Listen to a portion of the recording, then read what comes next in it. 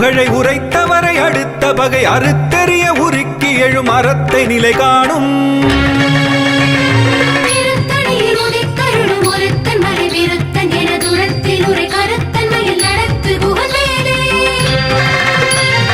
திருத்தணியில் உதித்தருளும் ஒருத்தன் மலை விருத்தன் என துளத்தில் உரை கருத்தன் மயில் நடத்து குகன் வேலே.